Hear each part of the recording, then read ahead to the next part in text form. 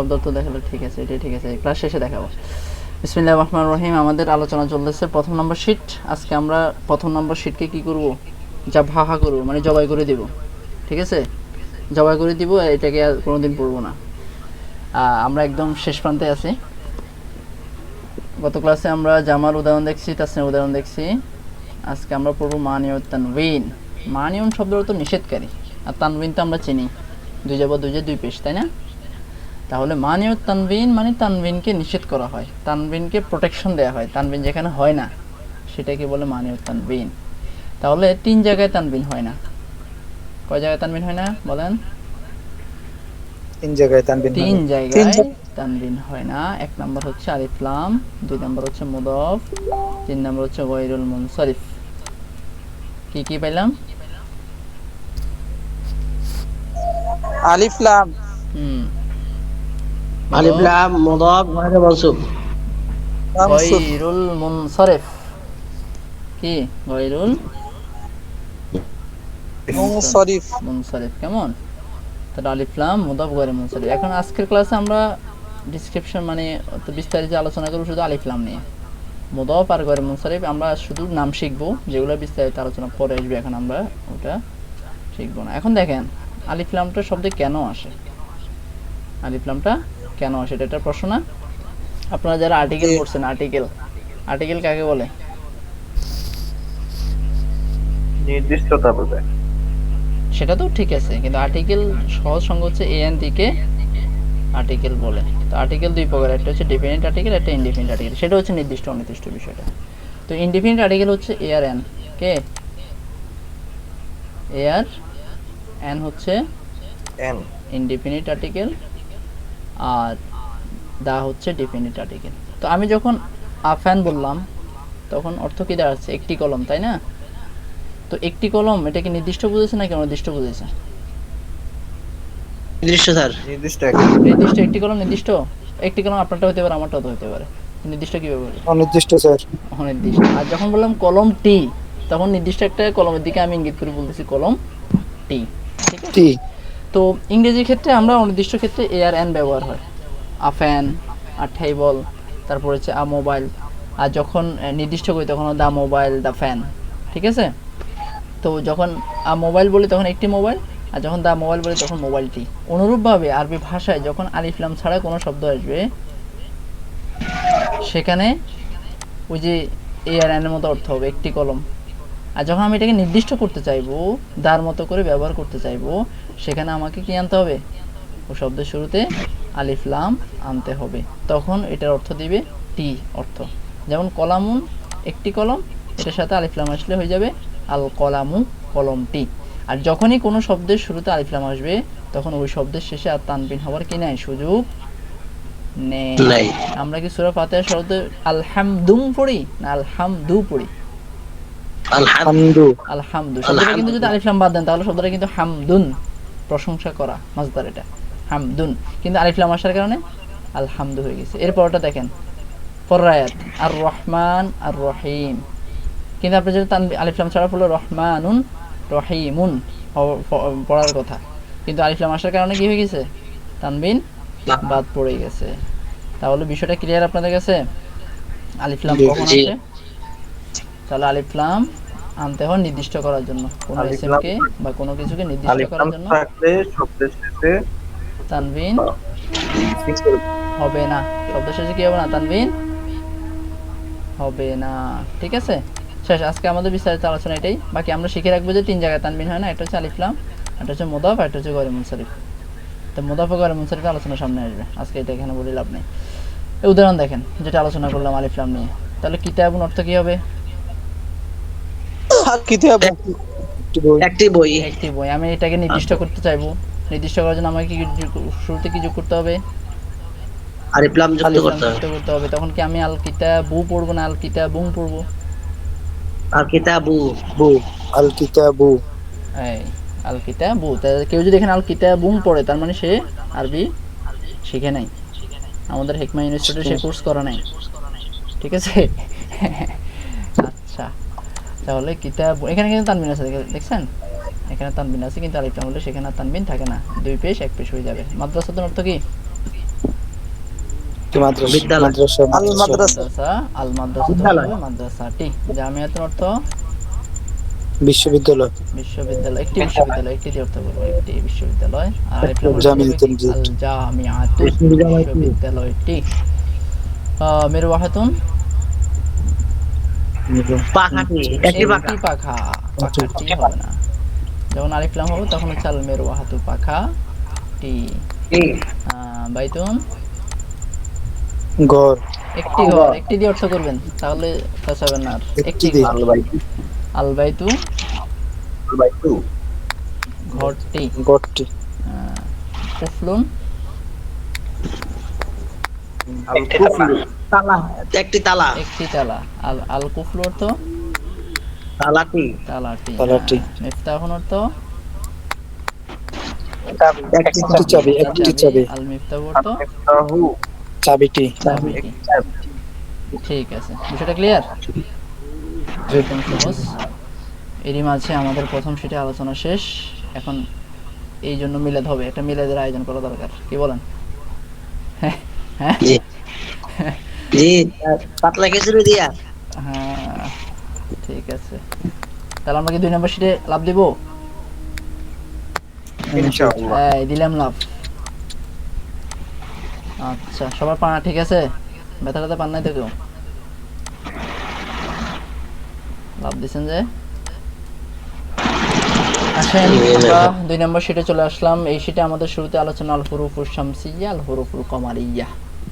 তো এটা আমাদের খুব বেশি প্রয়োজন নেই জানার জন্য, শেখার জন্য আমাদের এই বিষয়টা, যেটা আমাদের আরবি ভাষার ক্ষেত্রে খুব বেশি ব্যবহারিক লাগে না, তবে যে জিনিসটা জানা ভালো। হুরুফুস শামসিয়্যা, আল হুরুফুল কমারিয়্যা বিষয়টা হচ্ছে, একটু আগে যে বললাম শব্দের মধ্যে আলিফ লাম আসে নির্দিষ্ট করার জন্য। তো মাঝে মাঝে দেখবেন কোনো শব্দের মধ্যে আলিফ লাম আসলেও কিন্তু ওই লামটার উচ্চারণ হয় না।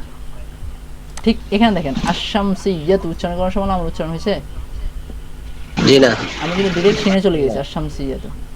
আর আল কমারিয়্যাতু এখানে নাম উচ্চারণ হয়েছে? হ্যাঁ। আল আল লাম।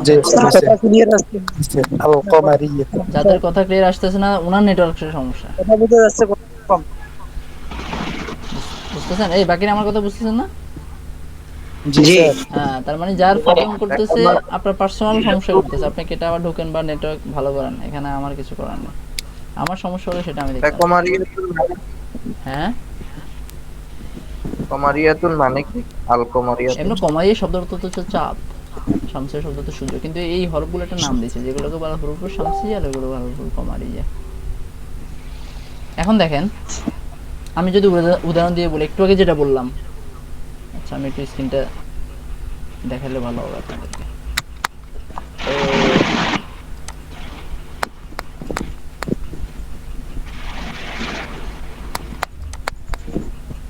দেখেন দেখেন,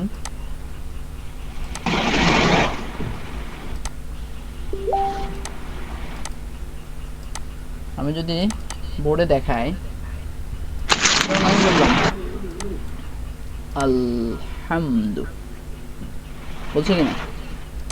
সূরা ফাতিহার আমাদের প্রথম শব্দ। এখন এখানে আমার উচ্চারণ হয়েছে জি। আলহামদুলিল্লাহ, আমার উচ্চারণ আছে। ঠিক আমি পরের আয়াতে চলে গেলাম, আর রহমান, আর রহমান। আমি কিন্তু একটা মাউসে লিখতেছি, আমার আবার কেউ লজ্জা দিয়ে না, বুঝছেন যে স্যারের লেখার এই অবস্থা কেন? আচ্ছা দেখেন, তাহলে আমরা যখন সূরা ফাতিহার দ্বিতীয় আয়াত পড়ি, আর রহমানুর রহিম, ওখানে গেলে আমার উচ্চারণ হয়? জি না। তাহলে সেম জিনিস, যে আলিফ লাম এখানেও আছে এখানেও আছে, কিন্তু একটাতে লামের উচ্চারণ হয়, একটাতে লামের উচ্চারণ হয় না। এটাকে হচ্ছে মূলত হরফুস শামসিয়া আল হুরুফুল কমারিয়া। তার মানে যেটাতে লামের উচ্চারণ হয় ওই বর্ণকে, মানে এই হাটাকে বলা হবে হুরুফুল কমারিয়া। যে বর্ণের আগে দিয়ে লামের উচ্চারণ হয় সেটা হচ্ছে হুরুফুল কমারিয়া, আর যে বর্ণের আগে লাম উচ্চারিত হয় না, যেমন র, এটা হচ্ছে হুরুফুস শামসিয়া। ঠিক আমি যখন শামসিয়া আর কমারিয়া উচ্চারণ করতেছি, হ্যাঁ, তখন এই বিষয়টা দেখতেছি যে আর শামসিয়া উচ্চারণ ক্ষেত্রে লামের উচ্চারণ হচ্ছে না। তার মানে যেসব বর্ণের শুরুতে লাম উচ্চারণ হয় না সেটাই হুরুফুল শামসিয়া, যেহেতু নামের সাথে মিল। আর যেগুলোর সাথে লামের উচ্চারণ হয় এগুলো হুরুফুল কমারিয়া। সহজ, একদম সহজ, শর্টকাট। ক্লিয়ার? কথাই ক্লিয়ার না ভেজাল আছে? আচ্ছা ঠিক আছে। এই না, আর কারো প্রশ্ন থাকলে বলেন, না বুঝলে বলেন। রাকিবুল ইসলাম বলেন, আপনি বুঝছেন? জি স্যার, বুঝতে পারছি। আপনাকে নিয়ে আমি টেনশনে থাকি বেশি।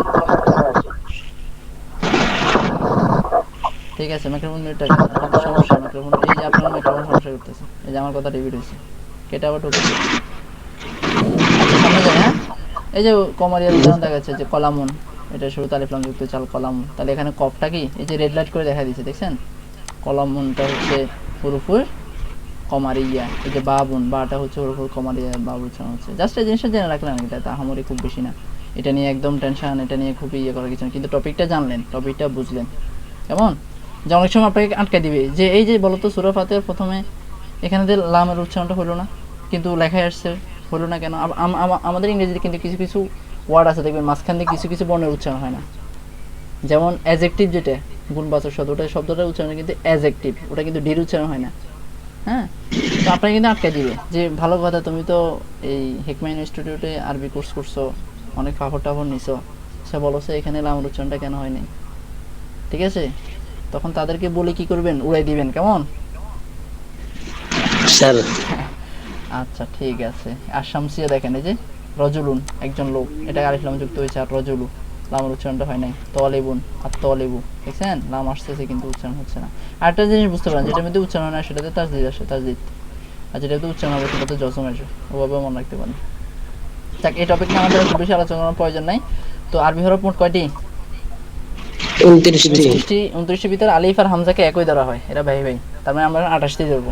তো 28টির মধ্যে কমারিয়া হচ্ছে 14টা, আর শামসিয়া হচ্ছে 14টা। এগুলো নিজেরা একবার এমনি দেখে নিন, এগুলো তো আমার কিছু নেই। এই যে হামজাটা আল আবু, এই যে বাটাও হুরুফুল কমারিয়া, এই যে আল বাবু, জিম আল জাবাল, এগুলো এখন আমার আর পড়ানোর কিছু নেই, নিজেরা একবার দেখে নেবেন। কারো প্রশ্ন থাকলে করেন, আমাদের হুরুফুল শামসিয়া কমারিয়া আলোচনা শেষ।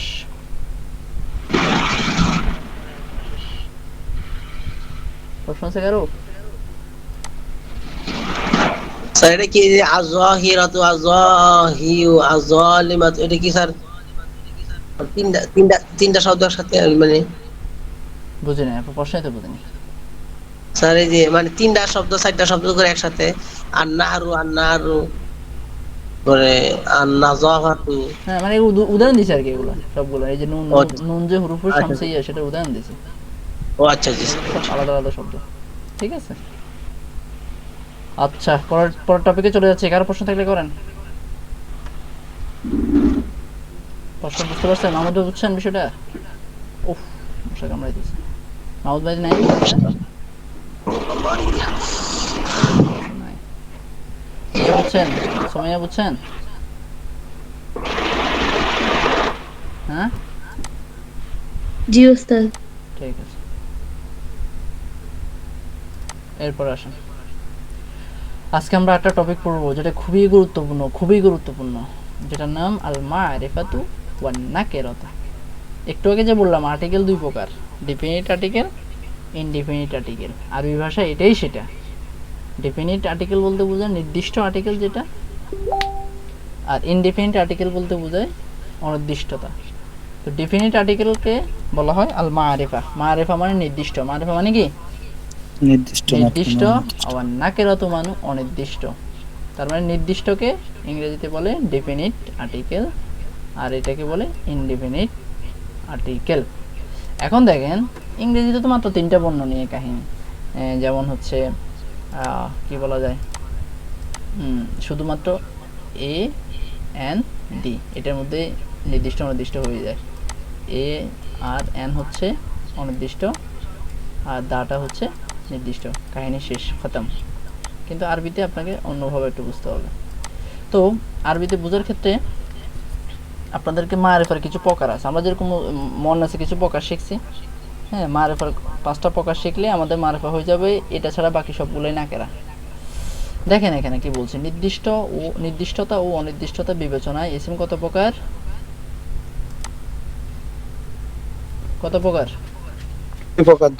দুই প্রকার। নির্দিষ্টতা অনির্দিষ্ট দিক থেকে ইসিম হচ্ছে 2 প্রকার।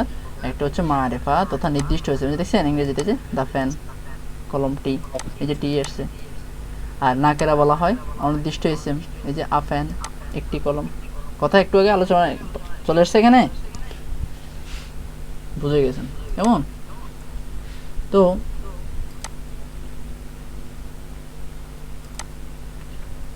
তাহলে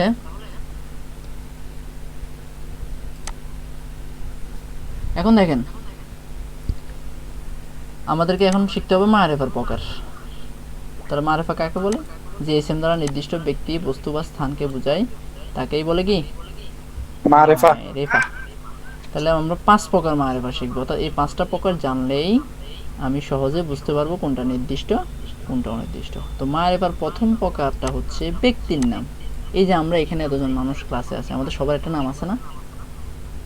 আছে কি না?